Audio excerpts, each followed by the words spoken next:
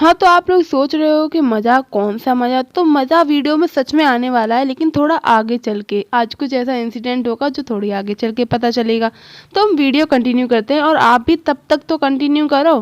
ख़ैर वहीं हमारा सीन कट होता है, जहाँ हमारी फैमिली तीनों की आराम से सो रही होती है, लेकिन उनका फ़ोटो है ना, जो मेड थी वहाँ की, वो क्लिक करके भेज देती है सौतन के पास।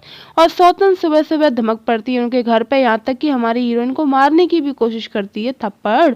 लेकिन हीरोइन भी उसको पछेड़ा मार देती है और वहाँ से चली जाती है। जब सौतन इस बात की हीरो से शिकायत कर देती है, तो वो भी उल्टा उसे ही डाँट देता है कि तुम बेवकूफ़ हो क्या? क्यों लड़ने को दौड़ती हो उसको, जबकि मैं तुम्हें बता चुका हूँ कि तुम कभी भी हमारी प्रिंसेस की माँ नहीं बन सकती।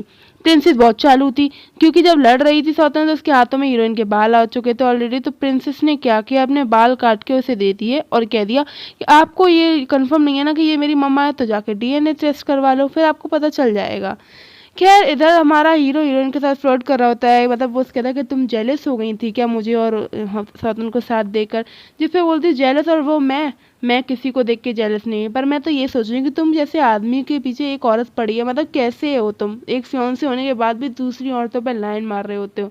ऐसे ही उन दोनों की फ्लर्टिंग चालू होती है, लेकिन तभी बीच में हमारी जो प्रिंसेस थी वो आ जाती है।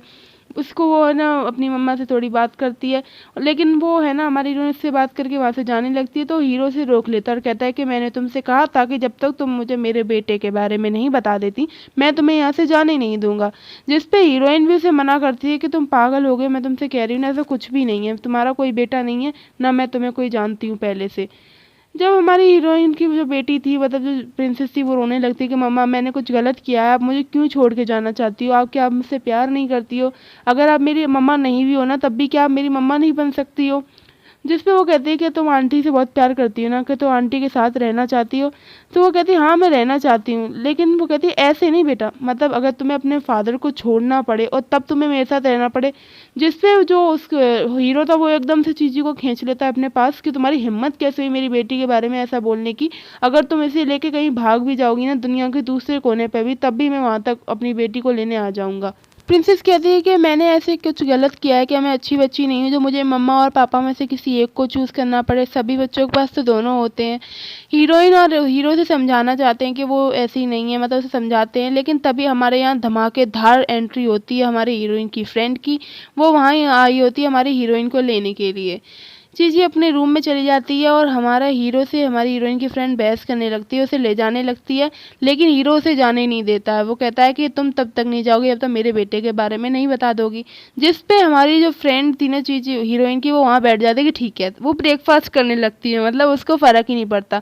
जब हीरो उससे पूछता है कि अच्छा एक बात बताओ, तो तुमने अभी तक इससे दोस्ती क्यों रखी है? अगर ये वो नहीं है, यानी हीरोइन हमारी पुरानी वाली प्रिंसेस नहीं है, हीरोइन नहीं है, तो तुमने इससे दोस्ती क्यों रखी? जिस पे वो बताती है कि क्यों मैं नहीं रख सकती, कि मैं किसी को दोस्त नहीं बना सकती। हाँ चलो मैं तुम्हें एक सच बताती हूँ कि मैंने दोस्ती इसीलिए की थी क्योंकि मैं अपनी दोस्त को भूल नहीं पा रही थी उसके मरने के बाद। मैंने सिर्फ अपने आप को तसल्ली देने के लिए इसको दोस्त बनाया है। इस पे वो लड़ने लगती है, जिस पे हीरो कहता है कि तुम अभी भी झूठ बोल रही हो ना। फ्रेंड बहुत ज़्यादा हीरो को सुनाने लग जाती है। वो कहती है कि तुम्हारी वजह से ये सब कुछ हुआ। 4 साल पहले भी तुम अपनी बीवी को नहीं समझ पाए थे, और अब उसकी मरने के बाद भी उसे चैन से नहीं जीने दे रहे हो, उसकी आत्मा को शांति नहीं पहुंचने दे रहे हो। तुमने उस पर कभी यकीन नहीं किया। कौन सी औरत ऐसी होगी जो अपने फेस की कुर्बानी देकर किसी और को बताएगी? जिस पे हीरो कहता है कि मैं उसके एक्सप्लेनेशन सुनूंगा आज भी, और मैंने कभी ऐसा कुछ नहीं किया, ये सब उसकी वजह से हुआ क्योंकि मेरी बहन के जो पैर थे वो हीरोइन की वजह से खराब हुए थे। जिस पे है ना हमारी फ्रेंड को गुस्सा आता है, वो चड़ाक सीधा उसके थप्पड़ मार देती है। यहीं पे मैं बोलना चाहूंगी वाह वाह मज़ा आया। और इसके बाद बोलूंगी अभी तो रुको। वो दोनों वहां से जाने ही लगती हैं, जब हीरो उससे कहता है कि अगर तुम यहाँ से गई आज, हीरोइन तो मतलब चियावांची नाम था ना उसका, तो चियावांची आज तुम यहाँ से गई तो मैं तुम्हें कभी भी हमारी प्रिंसेस को देखने नहीं दूंगा, मैं उसे लेके अब्रॉड चला जाऊंगा। जिस पे चीची को इतना गुस्सा आता है कि वो पलट के जाती है और मारती है एक कस के उसके गाल। खैर मज़ा तो आया, कुछ भी कहो, मुझे तो आया। आप लोगों को भी आया ही होगा। इधर जो हमारी सौतन थी ना, वो भी वहाँ पे डीएनए चेक करवा रही थी, मतलब डीएनए रिपोर्ट चेक करवाई, तो उसमें हमारी हीरो तो क्योंकि वही थी, चयावांशी थी हमारी हीरोइन, तो उसे पता चल जाता है। वो कहता है कि वो कहती है मैं अभी जाके बताती हूँ। जिस पे जो हमारे हीरो की बहन होती है वो कहती है तुम पागल हो गई हो क्या? अगर तुमने ये सच हीरो को बता दिया तो वो कभी भी तुम्हें इस घर में नहीं घुसने देगा और उस चयावांशी को वापस ले आएगा। वो उससे कहती है कि तुम एक फेक डीएनए रिपोर्ट बनाओ और हम ना असली वाली डीएनए रिपोर्ट भी अपने पास रखो, उसका यूज़ करेंगे आगे चल के। इधर हीरोइन और उसकी फ्रेंड जब घर पे आते हैं, अपने दो बेटे के पास बैठते हैं, थोड़ी देर बैठते हैं, जिसपे हीरोइन की फ्रेंड को इनविटेशन आया होता है एंगेजमेंट पार्टी का, जो कि सौतन की एंगेजमेंट थी हमारे हीरो के साथ में। हीरोइन की फ्रेंड उससे पूछती है कि क्या हमें वहाँ जाना चाहिए या नहीं, जिस पे हीरोइन कहती है कि एक ना एक दिन हमें ये सब फेस करना ही पड़ेगा और हमें चीची को भी वापस लाना है। मतलब वो है ना, अब पूरा प्लान बनाएंगे अपनी उस हीरोइन की प्रिंसेस को लाने का, वापस लाने का, प्रिंसेस को लेके वहाँ से भागने का। वो लोग पूरा प्लान बनाते हैं और हीरोइन और उसकी फ्रेंड मस्त एकदम तैयार होके पहुंच जाते हैं बैंकेट हॉल में। भाई साहब वहाँ पर है ना, हमें एक टिपिकल चीज़ दिखाई देती है, यानी कि हीरोइन की स्टेप मॉम और उसके फादर। अब वहाँ ना बहुत बड़ा बखेड़ा तो होने वाला है, लेकिन उस बखेड़े का अकेले के लिए मजाक नहीं आएगा। अकेले मतलब आप लोगों को भी तो सुनाना है वो बखेड़ा मुझे, लेकिन वो नेक्स्ट पार्ट में सुनाऊंगी मैं।